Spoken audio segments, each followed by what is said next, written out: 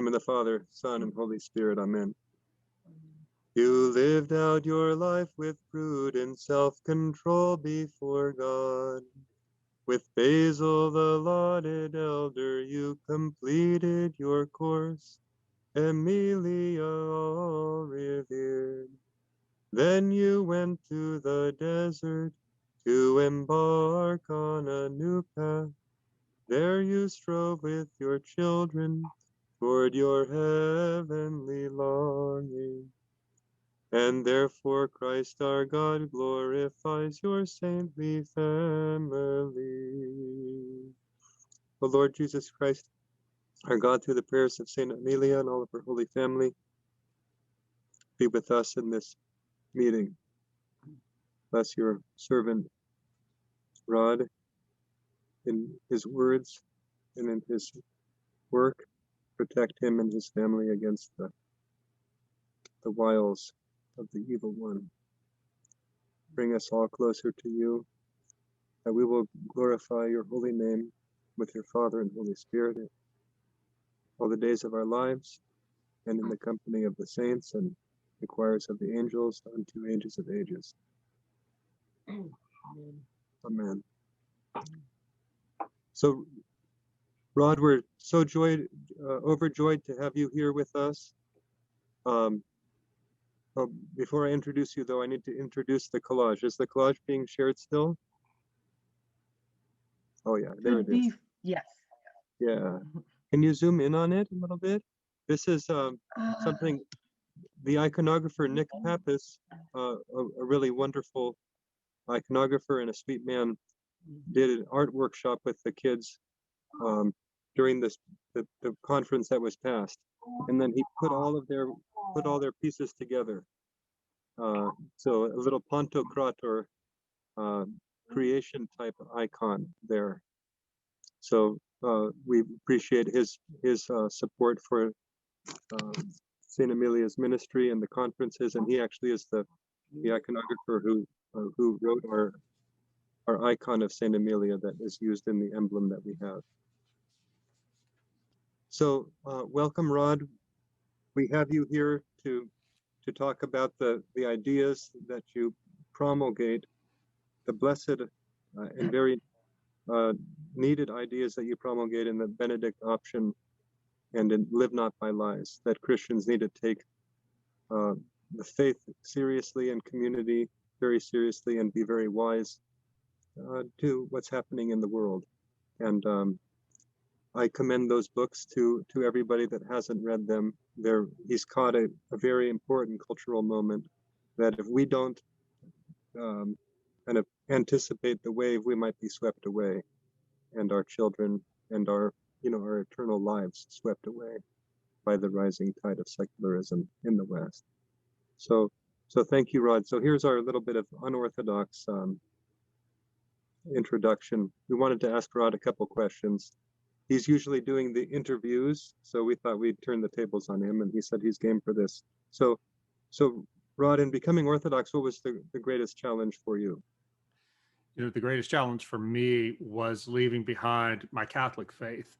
I had first come to know Christ as an adult, as a Catholic, a convert to Catholicism. And I began to lose my ability to believe as a Catholic when I began writing about the sex abuse scandal around the year 2000, 2001. And I never thought I would be able to, I would ever lose my ability to believe. But what I had falsely imagined was that as long as I had the arguments for the Catholic faith straight in my head, that my faith would be impregnable. What I didn't realize is that faith is really more about a conversion of the heart. When I could no longer believe as a Catholic, I started going to an Orthodox church, the cathedral in Dallas, not because I wanted to be Orthodox, but because from a Catholic point of view, the Orthodox had the true sacraments. And I just wanted to be around the sacraments where I could pray without this anger and fear that I had. And eventually I said, you know what, this is the truth. I want to be Orthodox. And my wife and family and I, we came into the Orthodox church. But for me, it was I felt like I was in exile at first. A lot of people, when they become Orthodox, they feel like they've come home. It didn't feel that way for me at first. I had, because I'd placed so much of my personal identity in being a Roman Catholic. And I knew that I never doubted that I was meant to be Orthodox, but it was hard to get the memory of all the happy years I spent as a Catholic out of my mind. And eventually I did. It was a lot of trauma in converting for me personally. But eventually God worked that out, and I was able to learn to love the good that God did for me in the Catholic Church, while at the same time thanking God for my orthodoxy and for rescuing me and restoring me. So I'm very happy to be Orthodox, but it was not the happy conversion, or at least exclusively happy conversion that it is for so many people who convert. Thank you for sharing that. Um, on a lighter note, what is it that you look forward to? What food dish do you look forward to breaking breaking the fast on Pascha? Well, I'm going to be in Budapest on Pascha, so I'll probably have to eat goulash whether I want it or not. But normally I would just anything but hummus, anything but hummus. And I think and probably if I could see all of you, you'd all be nodding. But Oh, yeah, so yeah, it'll be roast beef. If I get to have that over there, I will. But it'll probably be some sort of goulash. uh-huh, nice. Uh, and Alex thought of this question. What's a question you wish people would ask you? I wish they would ask me, if you weren't a writer, what would you be? And the answer would be, I would be some sort of chef. I love to cook. I really do. Not only, well, I like to eat, that's true, but cooking is for me a form of creativity that I'm not anxious about, because when I write something, I never know if it's any good, if it's bad, if it's somewhere in the middle. I just have no way of knowing it. But when you cook, you can always tell instantly how whether you've done a good job or not. So for me, it's just a great way to create, but to create without anxiety. And it's also your writing doesn't always make people happy, but if you cook something well, you make everybody happy. And that nothing makes me happier in life than having a bunch of people around the table serving good food, good wine, and having great conversation. Thank you. So one extra question now. Hmm? What do you hope to cook next? Well, I'm actually going to take a recipe from my father's jambalaya with me to Budapest, so I can cook it for my Hungarian host. Oh, Jambalaya, if you don't know, it's like the Cajun paella, and they've got lots of good sausage over there. So I'm going to figure out a way to, if I can find okra anywhere, I might even make them a gumbo. You never know. wow, wonderful. And then what are you working on in terms of your writing and Hmm. research? Well, Last question. yeah, my hope is to do a book on the reenchantment of the world. In other words, how can we in this disenchanted postmodern world, how can we regain the ability to see God everywhere present and filling all things? I'm going to write this for Christians, a general Christian audience, as most of my books are, but I think this will be my most orthodox book. I'm hoping once I get the contract that I'll be able to go to Mount Athos and spend some time talking to the monks there about ways we can pray and learn to be more attentive to the presence of God. I want to be able to present a lot of Orthodox wisdom to the general Christian reader in the US. I'm finding more and more, almost every day, I hear from somebody who is coming into Orthodoxy because of something they read in my work. And I'm very careful not to proselytize in my writing. It wouldn't be appropriate at the secular magazine for which I work, but I also don't hide my faith. And people write me and tell me that they didn't even know what Orthodoxy was until they started reading about it on my blog. And it seems like God is calling to them to come be part of the Orthodox Church. So I'm hoping this next book will be my big Orthodox book, frankly. Yeah, how wonderful. May it be blessed. So thank you for playing the 20 questions with us, and we're so grateful and we're very attentive to your words and your lecture. May God be with you. Thank you. Well, wait a minute. What do I win for playing this game? Okay, maybe I should just talk. Time's a wasting. Well, look, one of the questions that I'm often asked about is how my book, The Benedict Option, which came out in 2017, relates to Live Not by Lies, which was published last fall. The two books are complementary for sure. And so in today's talk, I would like to explain how they are complementary and what that means for the future of faithful Orthodox Christians in this country. Well, the Benedict Option book and concept emerged from my thinking about where we are as a civilization that is abandoning God. I call my book, and I call the Benedict Option idea, a strategy for a post Christian nation. I didn't mean that there are no Christians left in America. Rather, I meant that our civilization is no longer considers the Christian story to be its own. I wish this weren't true, but I believe it's important to look at the world as it is, not as we wish it were. I see no reason to be optimistic about our future, but optimism is cheap. What we need as Christians is not optimism, but hope. Christian hope tells us that God might turn things around and give us peace and prosperity. But if he doesn't, then Christian hope tells us that if we unite our suffering to Christ's, that God will bless us and will use our sacrifices for the redemption of the world. Normal, middle class, comforted American Christianity doesn't understand this. But we, everyone in this room, have all been blessed to have been called or born into orthodoxy, where the memory of the martyrs and the confessors is kept alive. Though we have to be honest, we too can easily fall into being seduced by comfort. I'm telling you this because I know I'm a hobbit and I love my nice cup of warm tea by the fire with my book. So I'm no ascetic, but thank God we have orthodoxy to remind us that there's more to the Christian life than comfort.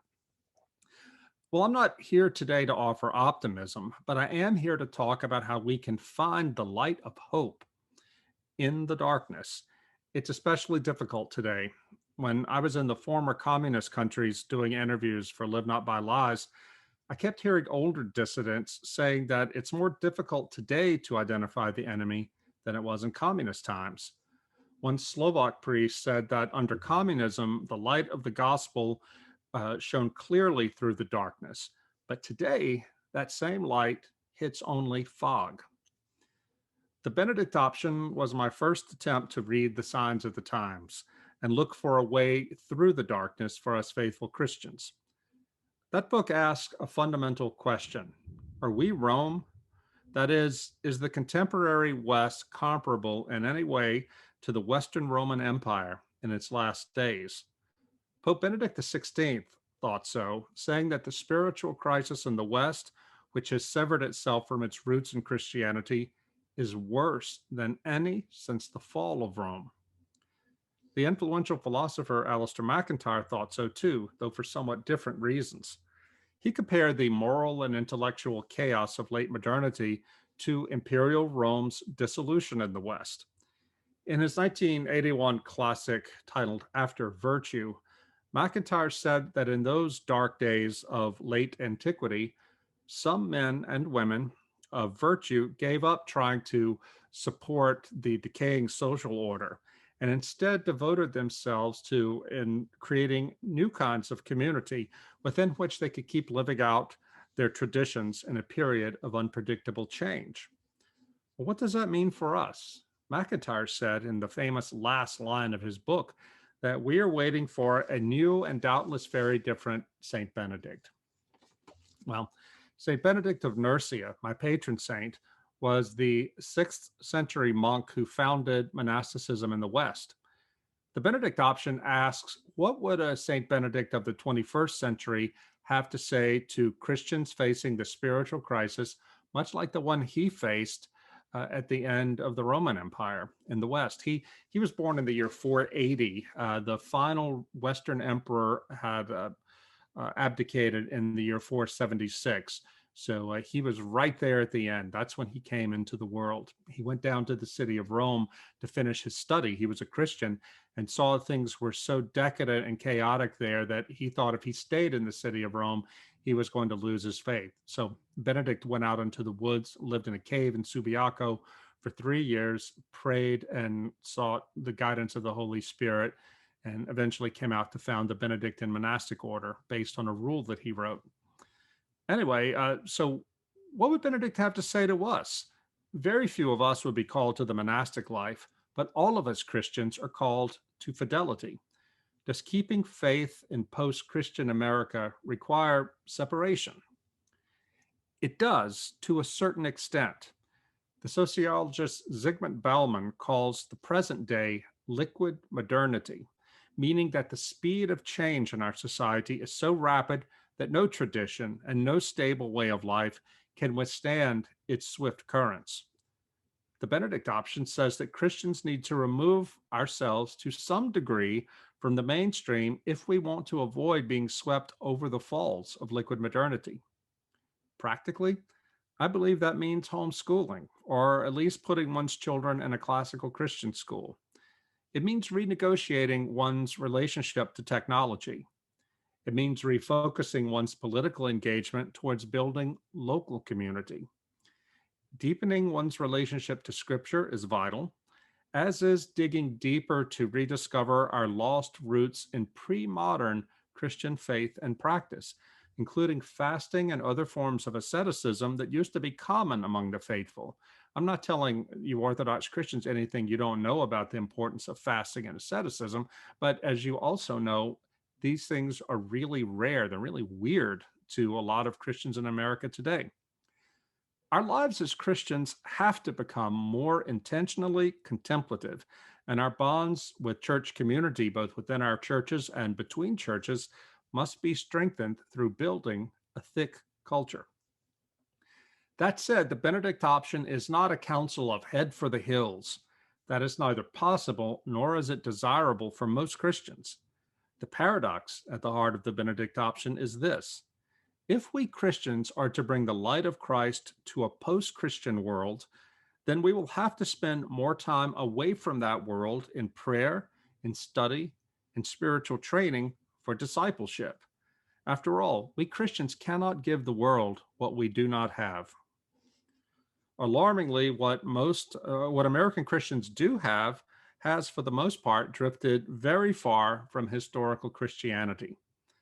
Social science research shows that the de facto faith for most American Christians is a feel-good pseudo-religion called moralistic therapeutic deism, or MTD. It masquerades as Christianity and has taken over most churches and Christian institutions. Believers who want to pass on the faith to future generations have to recognize and turn away from MTD. Practices adapted from the rule of St. Benedict will help. I should say very briefly, define MTD. The phrase comes from one of the leading sociologists of religion at Notre Dame University. His name is Christian Smith. And he and his team did a lot of work back in 2005. They've done these continuous studies of the religious lives of younger Americans. And they found in 2005 that the actual faith of most Americans, whatever they say it is something called moralistic therapeutic deism. And it makes the following claims: God exists. He wants us to be happy. We don't need to call on him unless we need something. And the only people who go to hell are really bad people like Hitler. Well, all of these things may be true to some extent. God does love us and he does want us to be happy. But as Christian Smith pointed out, that's very far from what Christianity really is. MTD believes that personal happiness is the ultimate good in life. It makes no room for asceticism, no room for sacrifice, no room for the martyrs. It's a fake religion, and it has parasitically taken over a lot of Christian churches and institutions. The Benedict option is meant in one sense to counter MTD. Because the Benedict option is a clarion call to turn away from this shallow, happy-clappy Christianity. But hear me out. It's not advice telling you to take on this sort of puritanical, grim face. Believers need to balance their feasting with fasting and fasting with feasting. Again, we know this in Orthodoxy. A Benedict option way of life that is not ultimately a life of joy is not authentically Christian, and the world will be able to see it. In the post-Christian world, the best form of evangelism is not argumentation and apologetics, though there is a place for that. Rather, it's incarnating the faith in one's way of life so that others can see the difference that Jesus makes in our lives. The Benedict option calls on us Christians to build arks, the metaphorical arks, to ride out the flood of liquid modernity. What is the alternative? The alternative is oblivion. Our times are growing dark and uncertain. Yes, we might be the Roman Empire before the fall in more than just a spiritual way. Come what may, it is time for us Christians to prepare ourselves by embracing exile in place and becoming creative minorities who are resiliently and defiantly faithful. The early Benedictine monks played a central role in saving Western civilization from total ruin, but they did so because they set out to do nothing more than to serve God and serve their community. They didn't start out to make Rome great again. All they wanted to do was say, listen, civilization's fallen apart, but we have to find a way and create a way for ourselves to be faithful to God and to serve others around us. When St. Benedict left the fallen city of Rome for the forest of Subiaco, he began the first steps in one of the most consequential pilgrimages in Western history. His quest was, in his own words, quote, to do battle under the Lord Christ, the true King. And that made all the difference. The Benedict Option book has been out for over 4 years now, and I still hear people saying, oh, you're telling Christians to head for the hills. None of the people saying this have actually read the book. Because I do say quite clearly in its pages that there's no way to escape this crisis. The best we can hope for is to face it like faithful Christians. I don't know how many people in here saw the movie A Hidden Life, which came out a year or two ago. It's based on the true story of Franz Jägerstätter. He was an Austrian Catholic farmer who lived in a mountain village in the Austrian Alps. Not even high up in the clouds could he escape, or anybody in the village escape the coming of Nazism. Though seemingly everyone in this village went to church, Franz and his wife were the only ones who resisted the Nazis. Eventually, Franz was put into prison and executed for refusing to swear an oath of allegiance to Adolf Hitler. So what was the difference? That is, how did Franz, who, by the way, is up for canonization by the Catholic Church, how did he know that Nazism was satanic, even though everybody else in his village was deceived? How did Franz know that he could not go along with the crowd? He could not go along with everybody else, that he had to be prepared to surrender his freedom and even his life before swearing allegiance to this Antichrist, Adolf Hitler? The answer can be found in how the Jägerstätters lived before the coming of Hitler. They were disciples of Christ. In the movie, there's a conversation between Franz and an artist who is painting images of Bible stories in the wall of the village church.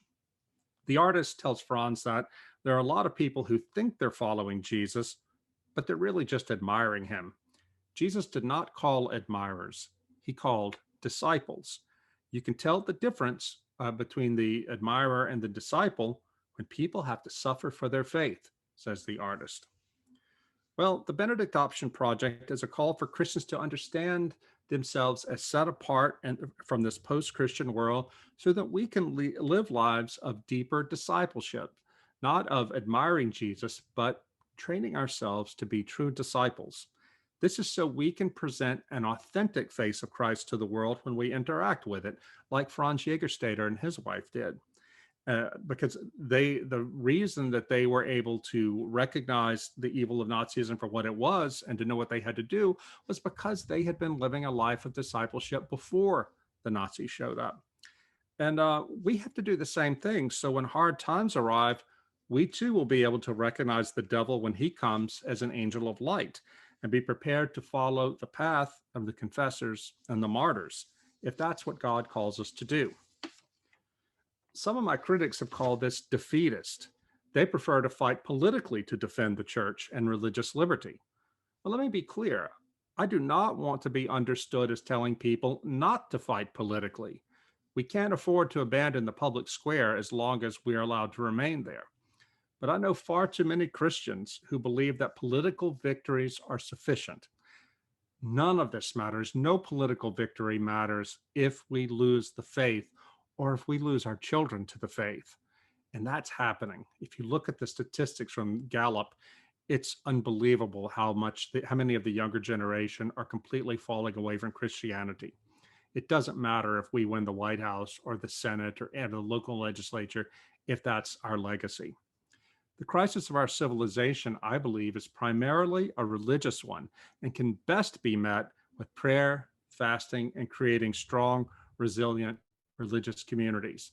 Understand, I'm saying can best be met that way, but that's not the only way to meet it. Besides, the day might well be coming when we are pushed out of the public square and are not allowed to participate in politics. What are we going to do then? In the Benedict option, I discussed various ways we Christians could strengthen our own discipleship. I talked about education. I talked about reconsidering the way that we earn money to prepare for a time when we're not going to be able to participate in certain professions without compromising our faith. I talked about strengthening Christian community, about holding firm to Christian sexual teaching, and deepening our roots in prayer and scripture study. All of these things are still true today, as true as they were in 2017 when the book came out. So where does the Benedict option intersect with Live Not by Lies? Or rather, where does St. Benedict intersect with Alexander Solzhenitsyn? Well, as I mentioned in the talk I gave last week, the idea for Live Not by Lies came to me from hearing from immigrants from communist countries who said that the things they were starting to see in America today reminded them of what they had left behind. Well, this struck me as alarmist when I first heard it, but the more I talked to these people and listened, really listened to what they were saying, the more I realized that they were seeing things that the rest of us could not. What are the immigrants seeing that frightens them? Well, they're seeing the growing acceptance of an extremely intolerant left-wing ideology that is destroying free thought and free speech in the name of compassion, in the name of defending victims. They're seeing people lose their jobs and having their reputations destroyed simply because they dissent from this ideology. They're seeing academics corrupted by it. They're seeing people lie about what they really believe just to protect their livelihoods. They're seeing children turn on their parents over political ideology. They're seeing books banned for offending against the ideology. They're seeing ideologically deranged mobs turn on dissidents and hound them both online and in real life. They're seeing outright lies told to try to destroy those who question this ideology in an effort to ruin them. And they're seeing stone cold fear take control of people who are deathly afraid of being canceled. You should see my inbox every single day. Somebody else writes to me, either from the business world or more likely academia, to talk about some crazy thing that's happening. But please, they say, don't use my name if you talk about this because I'll lose my job and I've got a family to support. This should not happen in America, but this is happening in America. And the people who grew up under communism were the first ones to see it, and they're raising the alarm. Now, could these people be exaggerating the threat? Sure, it's possible. But here's the thing. The more you look at the evidence that the United States is stumbling toward a soft form of totalitarianism, the harder it is to dismiss these warnings. Now, I use the T word there, totalitarianism. Let's define that term. When we think of totalitarianism, what naturally comes to mind is gulags, secret police, torture, and other aspects of communist police states. Well, we don't have any of that here, and we probably won't ever. So why do I call this soft totalitarianism? Well, strictly speaking, a totalitarian state is one in which a single political ideology and its adherents hold all the political power, and everything in life is politicized. Totalitarian states don't just want your obedience, they want your mind and they want your soul. In the 20th century, there were two great English language dystopian novels, George Orwell's 1984 and Aldous Huxley's Brave New World. Because the Soviet Union was like Orwell's fictional police state, and because Orwell was frankly the better writer, It is Orwell who defined totalitarianism for us, not Huxley. Orwell imagined a totalitarian state in which Big Brother enforced conformity by inflicting pain and terror. That's as hard totalitarianism can get. By contrast, Aldous Huxley imagined a totalitarian state in which the world controllers managed conformity by keeping everybody entertained and jacked up with drugs, pornography, and sex. The Huxleyan state wants to eliminate pain, boredom, and unhappiness. Mustafa Mond, who in the novel is the world controller for Europe, calls it, quote, Christianity without tears. That is to say, Christianity without suffering. Kind of sounds like moralistic therapeutic deism, doesn't it?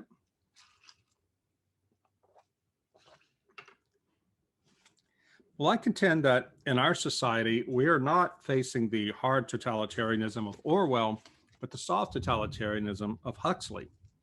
When I was in Budapest a year or two ago doing research in that country for Live Not By Lies, I was riding on a tram through the city with my translator.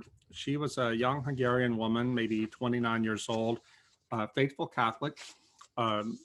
She was a wife of 5 years, had one small child at home and one on the way. And she said, Rod, it's so frustrating for me here in this country. I find that I can't talk to anybody about the struggles I have as a wife and as a mom, because as soon as I talk to my friends about it and say that, oh, my husband and I are arguing, or oh, it's so overwhelming trying to stay on top of my son, the first thing they do is cut me off and say, oh, get a divorce, put your son in daycare, go back to work. You've got to live your truth. You be you.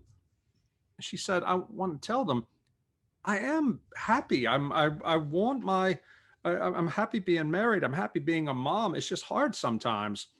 This is my life. This is what I choose. This is what I want. But she said to me, they can't understand it. It makes no sense to them. And I looked at her and said, it sounds like you're fighting for your right to be unhappy.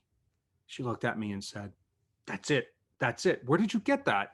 I pulled out my phone and went to chapter 17 of Aldous Huxley's Brave New World, where the dissident in that book, so-called John the Savage, gets into an argument with Mustafa Mond, who is trying to invite him to come join the totalitarian state. And his line is, well, why wouldn't you want to be part of this? You can have Christianity without tears, nothing but pleasure and entertainment all the time. And John tells him, he goes, that's not real life. He said, I want sin, I want love, I want beauty, I want poetry, I want God. And Mustafa Mond says, it sounds like you're fighting for your right to be unhappy. John said, I am fighting for my right to be unhappy. And so is this young woman in Budapest, fighting for her right to be unhappy. What a strange thing to fight for. But this is what real life is. And this is what this false utopia that we are being handed, the idea that anytime there's any anxiety or suffering, then it has to be refused. It's going to make us slaves of what is to come.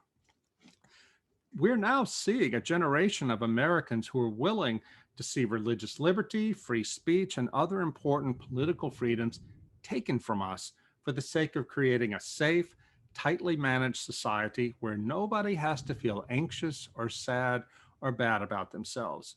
A college professor once told me that he gave up teaching Brave New World because almost none of his students considered it to be a dystopia. They all thought Huxley's soft totalitarianism sounded like paradise. There are other signs that the United States is ripe for totalitarianism.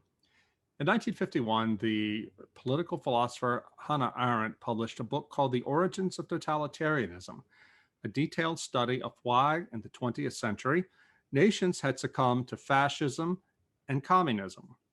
Though the two totalitarian systems were at opposite ends of the political pole, or the ideological poles, both of them emerged from strikingly similar social and political conditions. Arendt found that these are conditions that are present in America today, or rather, I should say, in reading Arendt, I see that so many of the things that she saw present in those pre-totalitarian nations are present in America today. The biggest one, of course, is loneliness and social atomization. Totalitarian movements, said Arendt, are, quote, mass organizations of atomized, isolated individuals. She writes, what prepares men for totalitarian domination in the non-totalitarian world is the fact that loneliness, once a borderline experience usually suffered in certain marginal conditions like old age, has become an everyday experience of the ever-growing masses of our century. Now, Hannah Arendt wrote those words in the early 1950s, which are now considered to have been a golden age of American communal solidarity. In January 2020, before the long COVID-19 emergency started, the health insurer Cigna released results of a survey finding that 61% of Americans consider themselves to be lonely. 61%.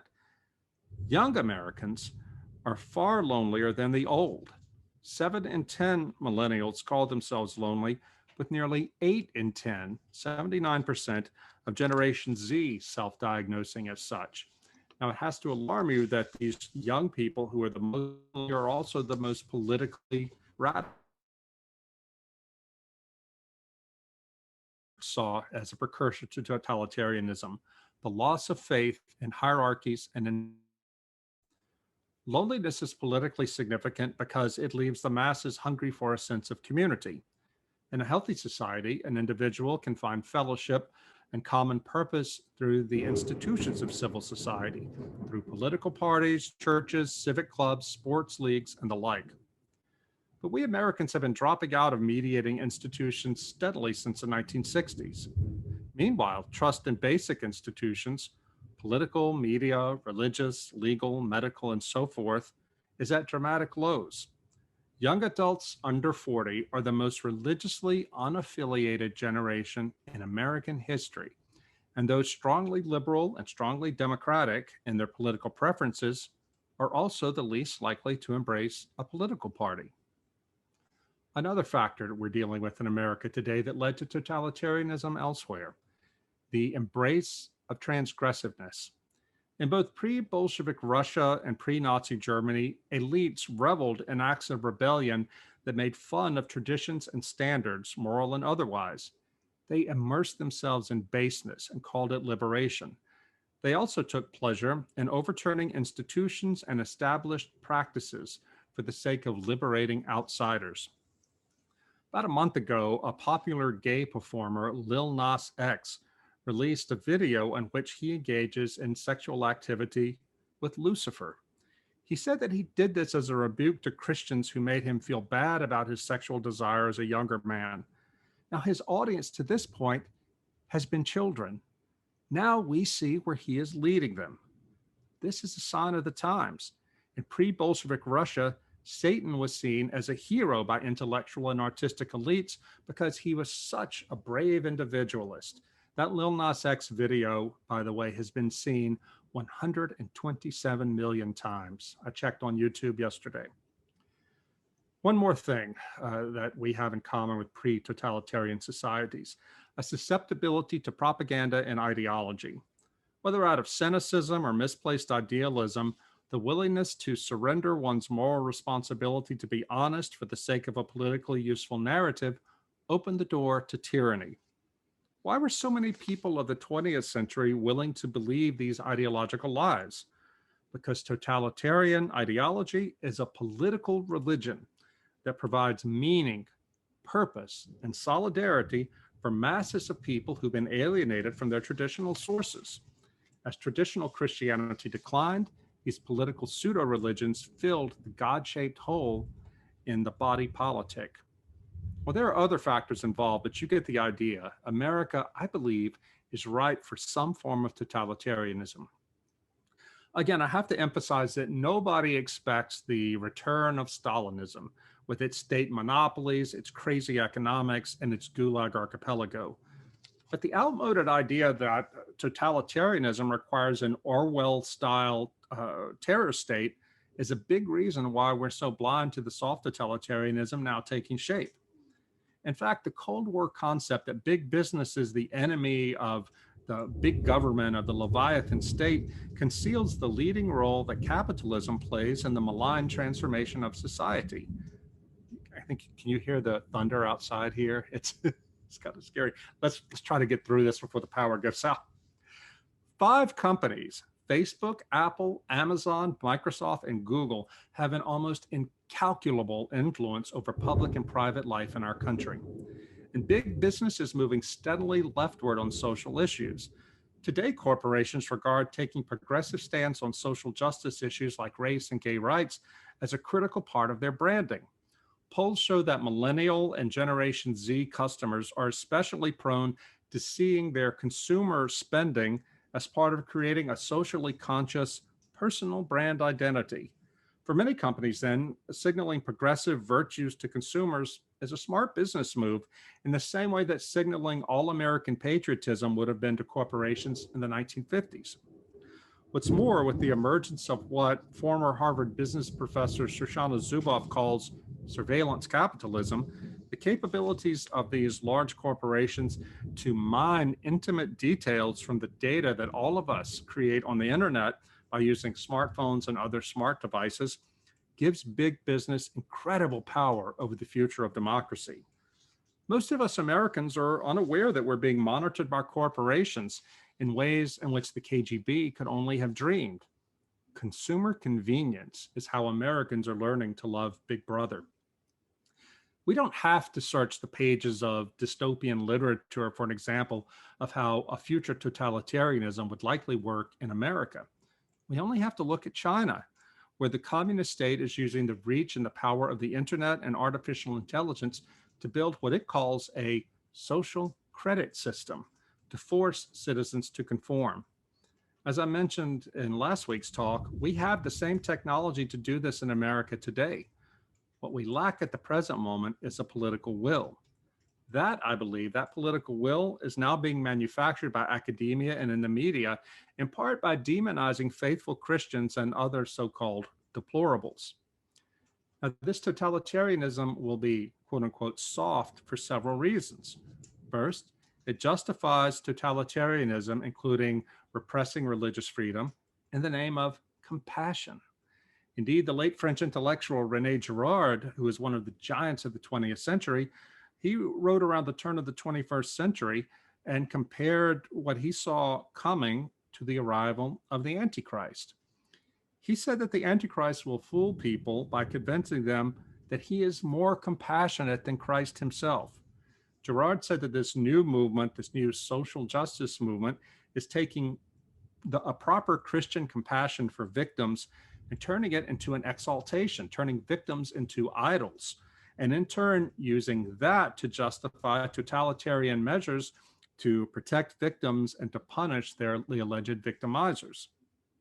Second, this new totalitarianism will not use hard totalitarian methods like secret police and gulags. It will use softer methods to achieve the same results. And this is where the social credit system will come in. If you heard last week's lecture, I may have talked about how the social credit system, they keep track of everything you believe, all the people you've been with, the things you've bought, the things you've read, the things you've said. It all goes into, it's all collected on a central database, and you get a rating about whether or not you're a good citizen or a bad citizen. And that determines how much freedom you will have in your society. We're already hearing them talk about doing the same thing here. This language is starting to appear in trade journals and elsewhere. It is coming. Third, this new totalitarianism will depend on managing our comfort and status to compel us to conform. As I discussed earlier in this talk, the totalitarianism coming for us will be far more like Brave New World in 1984, but it's still going to be totalitarianism. So Live Not by Lies, I traveled to Russia and some of the other communist countries of Eastern Europe to interview Christian dissidents who had stood up to communist totalitarianism back in the day. I wanted to find out from them some lessons that could prepare us American Christians for what we're going to be going through. Here's some of the lessons that we can learn from them and apply today. First, we have to commit ourselves to living in truth. Living in truth. Live not by lies, said Alexander Solzhenitsyn in his final communique to the Russian people before the Soviets sent him into exile. Even politically powerless people, he explained, could refuse to say, to write, to affirm, or distribute anything that distorts the truth. They could refuse to attend a demonstration or to sign a petition for a cause unless they truly believed in it. Someone who wants to live in truth will not take part in a meeting where no one can speak the truth. These things are happening all over our country today. If somebody tells you that you have to prove your good faith by signing this or publicly agreeing to that, even though if you don't believe it, even though you don't believe it, then you have no choice but to refuse. Your own integrity is on the line. Second, we have to accept the burden of suffering for the truth. This is how we show what we're made of. The new soft totalitarianism is taking hold among people, especially of the younger generation, who are terrified by discomfort, much less by suffering. They're unnerved when they're confronted by thoughts or expressions that upset them. They would rather not have Big Brother, but Big Mama and Big Daddy shut down all freedom of speech and expression to protect them from having to suffer the knowledge of a challenging opinion. Well, how are people who can't even bear disagreement going to find it within themselves to withstand real suffering for the sake of truth? They can't, and they won't. In fact, they will happily impose that suffering themselves onto others to create a so-called safe space. And they might succeed because in this world, you often see people who are in charge of institutions eager to throw dissenters to the wolves in order to appease the progressive mob. We have to be ready to resist them no matter what it costs us. Suffering, these dissidents told me, is more bearable when it is rooted in religious conviction or some other transcendent ideal. We American Christians have to throw away the weak, watery, Jesus is my best friend style of Christianity. We have to rediscover the hard faith of the martyrs and the confessors, a faith that is strong enough to endure suffering as the cost of discipleship. Nothing else is going to get us through what is to come. Alexander Ogorodnikov, a Russian Orthodox Christian and prominent Brezhnev-era dissident whose face bears evidence of his torture in prison, told me that suffering people need, quote, a golden dream, something to live for, a conception of hope. You can't simply be against everything bad, he said. You have to be for something good. Otherwise, you can get really dark and crazy. I think about my own small Orthodox mission parish here in Baton Rouge. I was there on Sunday and talking to one of my friends there. He's around my age. We're both in our mid-50s, both converts. He's a recent convert, and he pointed to where the younger people who are all converts too, some of them catechumens, were sitting in a circle. He said, "Look at them. Do you know why they came here?" I said, "No, why?" He said, "They all came here out of Protestantism because they could see it was falling apart, and they wanted something real. They wanted something that would last, that would give them what they needed to have a deep connection with God and to be planted somewhere firm. They came here, they saw what we have here, and they accepted it. That's why," the man said to me, he said, "That's why I came here. That's why I'm still here. What we have here in the Orthodox Church is real." And that built me up so much to hear that. I needed to, because I'm so busy looking at the outside world and looking at the world falling apart via this computer that I needed to have my friend at church remind me that these young people are seeing in orthodoxy the antidote to liquid modernity. Third, we should build solidarity within small groups. In a cramped, hidden chamber accessible only by a tunnel that went underneath a basement, the Slovak historian Jan Samulček told me how the underground church in his country produced samizdat there. Samizdat are illegal publications. As a college student in the 1980s, Samulček was part of an underground secret cell that distributed illegal literature printed in that little hidden room. He told me that he learned how to be free in the fellowship of young men in that small Catholic group. Only in small communities could people feel free, he told me. In devotion to each other and to the causes of faith in Christ and freedom for their nation, those young men gradually overcame their fear of totalitarianism. Samulček told me, "We helped one another to gradually build up the courage to do bigger things." Sofia Romaszewska, a former organizer with the Polish trade union Solidarity, told me, quote, "As I see it, this is the core, this is the essence of everything right now. forming these communities and these networks of communities, whatever kinds of communities you can imagine. The point is that the members of the communities must be very supportive of one another, no matter what comes, unquote. Finally, in the face of soft totalitarianism, would-be dissidents should cultivate cultural memory. I talked about this last week. That is, we should immerse ourselves, our families, and our small groups in the study of history, of art, of religion, and all the things that make our culture distinct. Totalitarian movements always seek to erase a people's history and culture from collective memory because it makes them easier to manipulate. We can't let them do it. So as we wrap up, let's ask again, what does the Benedict option have to do with Live Not by Lies? Both books address the church's future and the decline and fall of the West and what remains of Christian civilization. The Benedict option is about how to live faithfully and resiliently as strangers in a strange land. Live Not by Lies is about how to live faithfully under persecution. Since the Benedict option was published, we have seen a sharp quickening in this country of anti-Christian sentiment. A Protestant pastor who works and preaches in Portland, Oregon, told me last year that in the last 3 years, his city has gone from seeing the people at his church as weird but harmless to seeing them as outright evil. This sentiment has to go national eventually, the pastor said, and I believe him.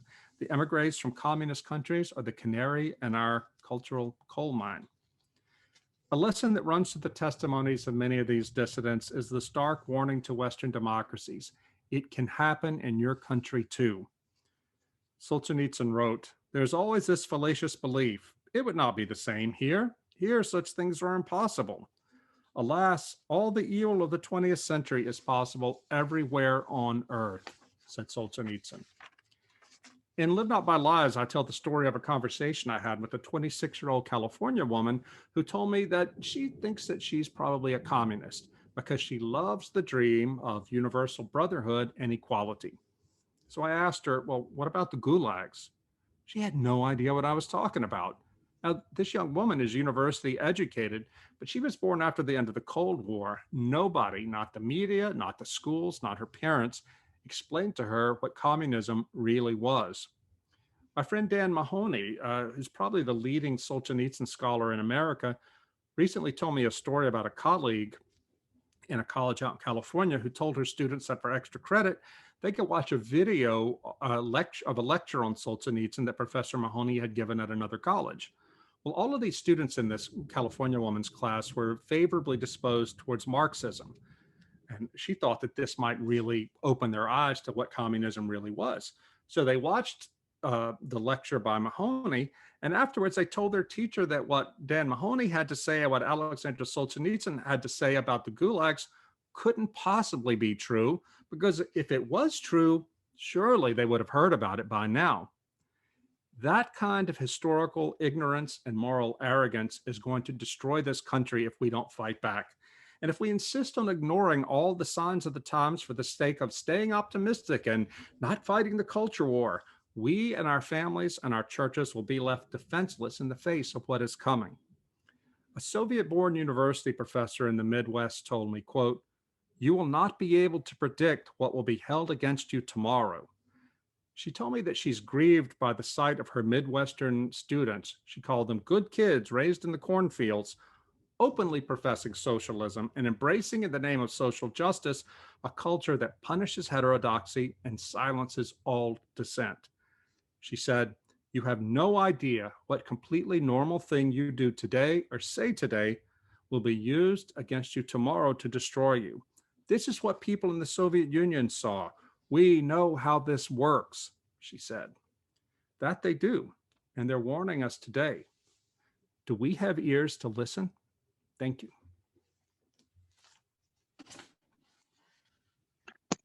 Rod, that was a beautiful talk, a very challenging one. And thank you very much for that. Do you have a couple minutes for some questions? I do if the weather holds up on us. Yeah. I was so scared when I heard that thunder. I'm like, oh no, please, power don't go out. Yeah. No, we made it. Glory yeah. to God. Glory to God. Perhaps people could raise their hand and they can unmute, or you can type it in the chat box. Cool. Yeah, easier it would be the chat box if possible.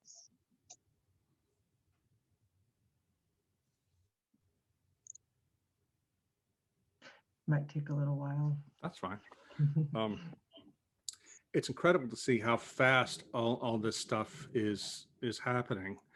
There was somebody I follow on the internet, Barry Weiss, who turned her Substack newsletter over to something written by a teacher at a fancy Episcopal school, high school in Manhattan.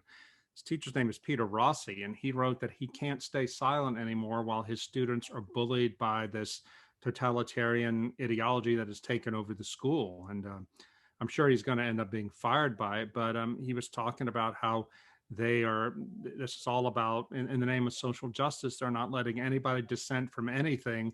And if you disagree, if you just ask a question, you're demonized and punished. And this is happening among the elites. It's not something that many of us will see in our kids' schools, but what happens with the elites always trickles down to the masses later. This is something I try to point out in Live Not by Lies. There's a sociologist named James Davison Hunter at the University of Virginia. He's the one who popularized the term culture war in a book he wrote in the early 90s. And Hunter said that most cultural change happens at the elite level among elite networks.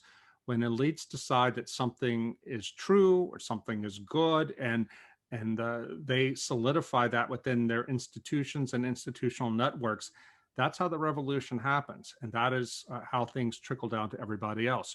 So what's happening in these, $50,000 a year high schools in Manhattan and Los Angeles and Boston is eventually going to happen everywhere. I'm sorry to say, we have to pay attention.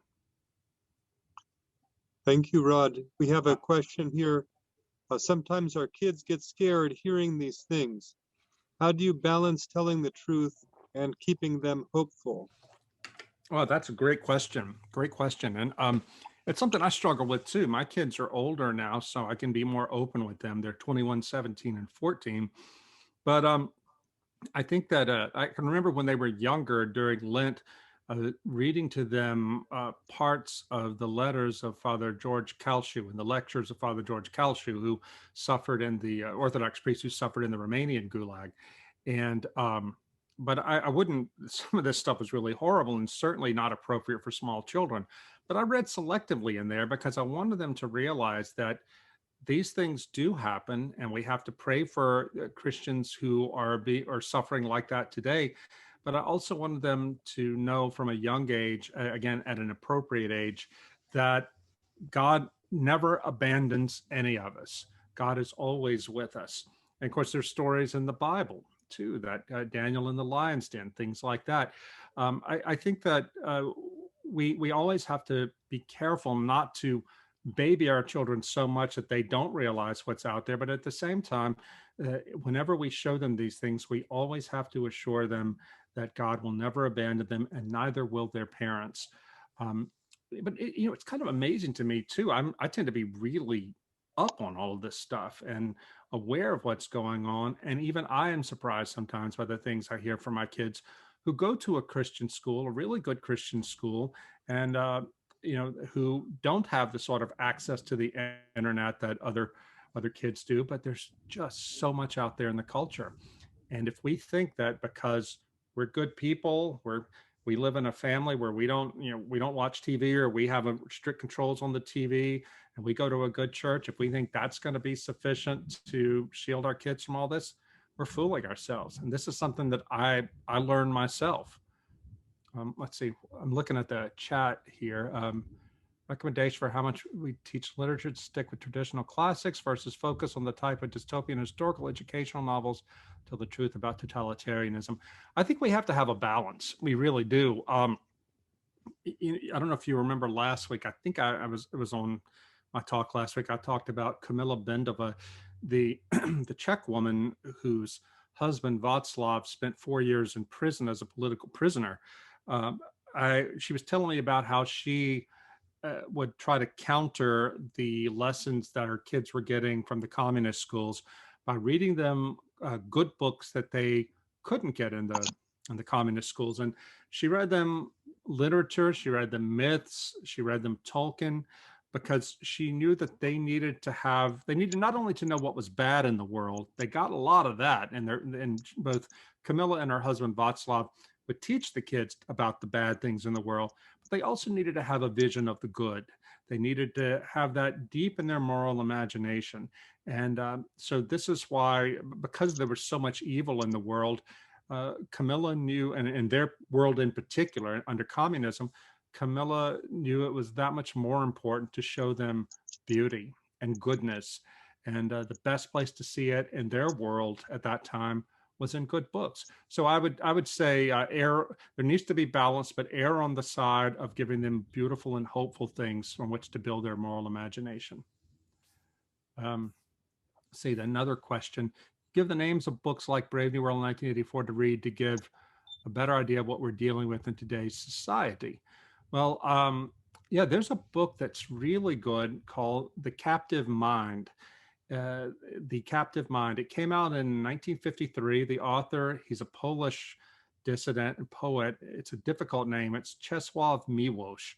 Last name is spelled Milosz. The Captive Mind was written by Miłosz, who used to be a communist before he defected. And it is an example of, or rather, he takes 4 cases of actual intellectuals and artistic people he knew back in Poland who gave themselves over to communist ideology. And he tried to figure out, why did they do this? What was so seductive about it for them? You read this book, The Captive Mind, today, and it's really easy to see our own time and some of the intellectuals in our own world who are doing the same thing with this other ideology. There's also a website called newdiscourses.com, newdiscourses.com. It's written by a man named James Lindsay. James Lindsay is a mathematician and an atheist, actually, but he's doing some of the best work there is now in exposing the emptiness and the wickedness of this new ideology. Go on to his website, look around there, read it, and it will illuminate a lot of things. There's just a lot there on newdiscourses.com, and he links to other good things too. But I would say The Captive Mind is something everybody should read right now to understand what's happening now. Milosz, Milosz, Alex. Oh, and I can type it in. Czesław Miłosz. Yeah, Polish is difficult. Let's see. All right. Amusing Ourselves to Death by Neil Postman. That's very good too. Yeah, James Lindsay's New Discourses. Get the book on Valeria Kafenko, Saint of the Prison. Yeah, somebody told me last week about this book, Saint of the Prisons. I need to try to find it. All right, let's see. I live in the Midwest, small town. I'm resigning after 12 years of teaching in public schools for many of the reasons you just stated here at the end of your talk. I'm looking forward to teaching and supporting homeschooling families and those looking for better educational opportunities. Can you recommend how the church and individuals can support families that are not currently able to make different decisions, and how to have encouraging conversations with parents that don't make them feel judged or criticized for the educational choices they're making for their children? Boy, what a great question. You know, people do feel super judged. I think a lot of parents, especially Christian parents who can't afford private or Christian school, do feel very, very touchy about that sort of thing. But I think one thing we can do is what the people, a child-friendly version of what the people in Czechoslovakia, communist Czechoslovakia, did. I mentioned the Bendas, how they knew that they had to make up themselves for the deficits in their children's education. Their children were getting a totally ideological education in the communist schools, and they couldn't just say, well, there's nothing we can do about it. I mean, clearly homeschooling was not even a possibility there, but they did homeschool in a way by reading to them and giving their kids a reading program. Even though the kids didn't necessarily like it at first, they didn't like having to do more reading, the Benda family knew that there was no alternative if they were going to hold on to their children. Similarly, with adults, the Bendas and other dissidents would have seminars in their homes in which they would talk about, they would hear lectures on art, on literature, on history. They couldn't talk about politics because that was clearly forbidden. But the idea there was that people, so that the people wouldn't forget who they were. So maybe there could be some way of having starting a club or so, a reading circle, where students who go to public schools or who don't have the opportunity to go to a classical Christian school or some kind of homeschooling, where they can hear lectures and join discussions that do introduce these topics and these books and these works to them as a supplement to what they're getting in the public school. But I think that because so many Christian parents, as you say, do feel judged. We got to approach them with compassion. But the Benda family knew that, and I think they're such a great example. They knew that there was no alternative. They couldn't sit around and wait for things to get better for their kids to get this knowledge, that if the kids were going to get it and were not going to be programmed by the state, then they had to do it themselves. Let's see. At your last talk, you said not to give our children smartphones. If we already have, should we take them back? Also, do you suggest that parents should not have smartphones as well?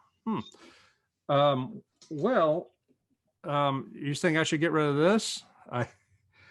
I actually think that's a good idea. And I saw somebody recently, I was at a conference, somebody had a new kind of phone, I forget the name of it, and he deliberately went from a smartphone to this phone that all it can do is receive text and make text and phone calls. You can't search the web. And I said to the guy, I said, you know what? I think I need to get one of those. I need to figure out a way I can do my job without having to depend on the smartphone, because I'm as addicted too. I can't. Today I was in a coffee shop and I'd left my phone in my car, and I was taking a while to get my coffee, and I was getting jumpy. I'd say, where's my phone? Well, maybe somebody's trying to text me. So yeah, we need to try to wean ourselves off of it too.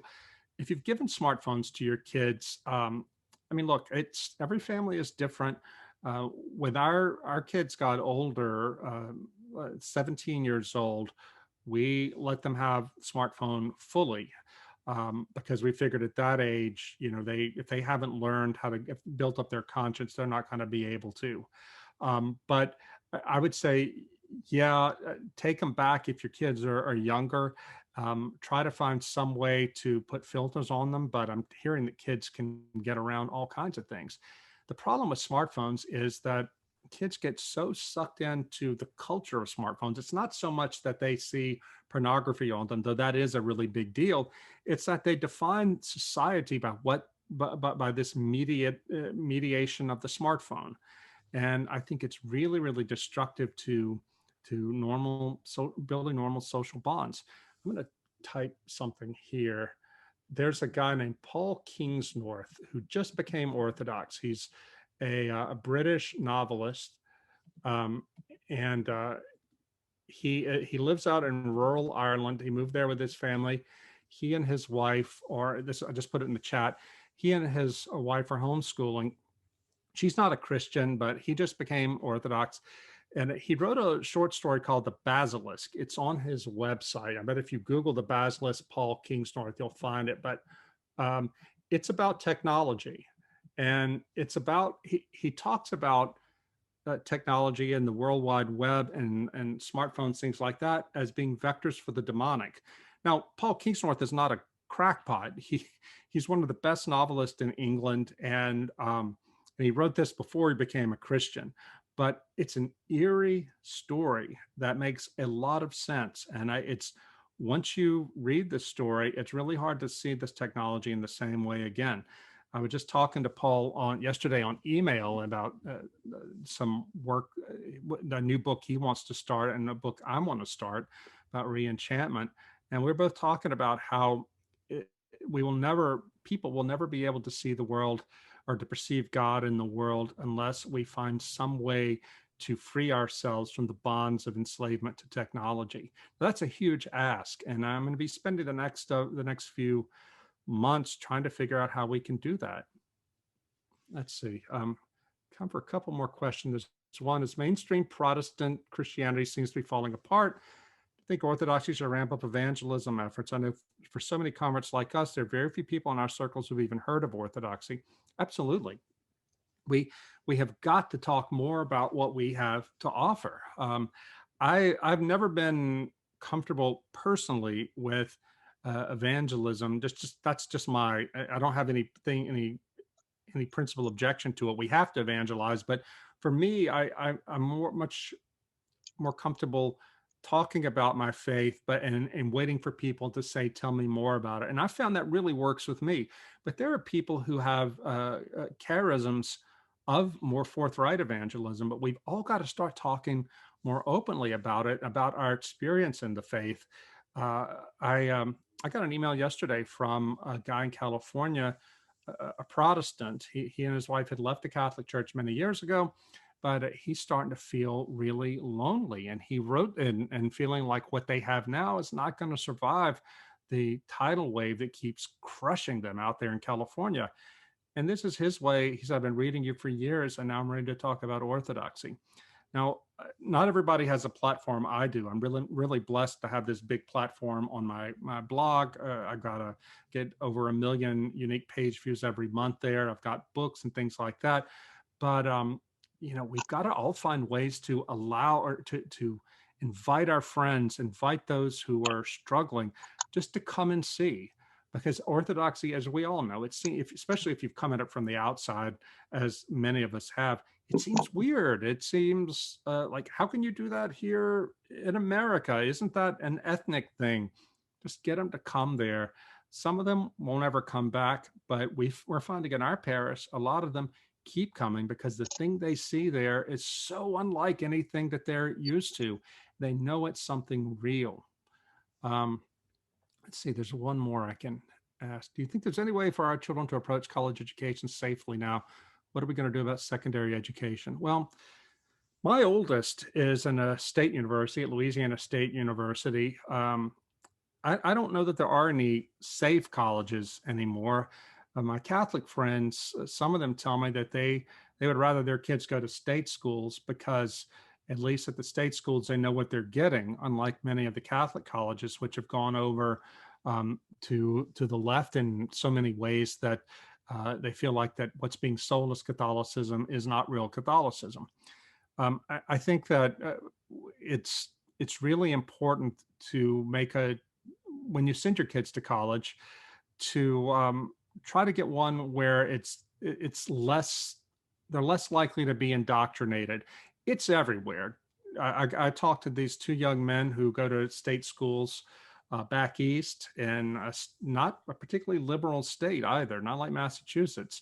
And I'll go ahead and tell you, they go to school in Virginia. And they were telling me about the things that they're dealing with in public universities there. So it seems like it's harder and harder to escape, but you've got to make sure your kids have their feet on the ground firmly, that there is an OCF there if possible, or Orthodox Christian Fellowship. There's a good local church. And I would encourage them to find the professors who are Christians, who are faithful, reliable Christians, even if they're not Orthodox, and draw close to them to help navigate their way through. But it's really scary, frankly. What we need to do, though, is to send our kids into these worlds with a countercultural mindset. I tell the story when I'm trying to explain the Benedict option to people. I tell the story of Shadrach, Meshach, and Abednego. They grew up there in Babylon serving the king. You can't be more embedded in that society than to be a servant of the king of Babylon, even though they were Hebrews. But when it came time to bow down to the false idol, those young men knew that they had to choose death before apostasy. And so we need to ask ourselves, what was it about the way they were raised as Hebrews, as worshipers of the true God in exile, that allowed them to not only work work for the king, but always remember who they were and what they had to do? That's the best we can do for our kids. But one other thing to consider, though, is that maybe our kids don't need to go to college. More and more, maybe they need to go take up a trade. More and more, the professions, I'm talking about law, medicine, professions like that, certainly journalism, the health, academia, the helping professions, all of them are being very quickly colonized by a totalitarian spirit. I hear it from my doctor friends, my lawyer friends all the time. And there's even the Benedict option. I talked to a very prominent physician in America who doesn't want his kids to go into medicine because he says that he's so afraid that because he can see what's coming rapidly down the pike, that they're going to be compelled to violate their conscience by doing transgender medical care, or by helping transition young people, or do forced abortions or lose their medical license and be saddled with hundreds of thousands of dollars of medical school debt and no career. So now is a very good time to reconsider whether or not your kid should go to college, or whether there's some profession that is more resilient and more safe from the woke, because even no woke person cares if his plumber is woke. And so this is something that we ought to all consider. I should go too. That we've got pre-sanctified tonight. I thank you all for your questions and for listening. And believe me, we're all in this together. If you've read Live Not by Lies, you know I dedicate it to a priest named Father Tomislav Kolakovic, a Catholic priest from Croatia, who saw this coming. He escaped the Nazis and went to Slovakia, to Bratislava, to teach there where he was safe. In 1943, he warned his students that the Soviets were going to be ruling their country when the war was over, and that they had to start getting ready, because the first thing the Soviets were going to do is persecute the church. His own bishops didn't believe him. They told him to quit scaring people, but he persisted and formed these small prayer groups for prayer and strategy. So faithful Christians, lay Christians, and the priests who were interested in helping them all across the country could figure out, what are we going to do when the persecution starts? Thank God for that, because in 1948, 5 years later, when the Iron Curtain fell over that country, the first thing they did was come after the church. But Father Kolakovic and all these lay Christians who've been part of these fellowships, they were ready. And one of the main reason there was an underground church in Slovakia for 40 years of communism was because of what that visionary priest did, and these brave young men and women, they were mostly young, who chose to listen to him and to prepare. That's why there was an underground church. I think we're in a Kolakovic moment here in America now, and we all need to be creative and figure out how we are going to meet it. Thanks so much. Rod, thank you very much. Again, as I said before, if you haven't read these two most recent books, especially, I commend them to you. Rod, you did a nice interview with Sin Emilia podcast with our Anita, and we went into these same details and talked specifically about homeschooling. And I invite everybody to look at our website to find a link to that podcast, or look on Ancient Faith Radio for that. May God be with you and protect you in your travels and your family and all your work. Thank you very much. God bless everybody. I'll see you at the end of the summer, maybe. Yes, God willing. Okay. Thank you all.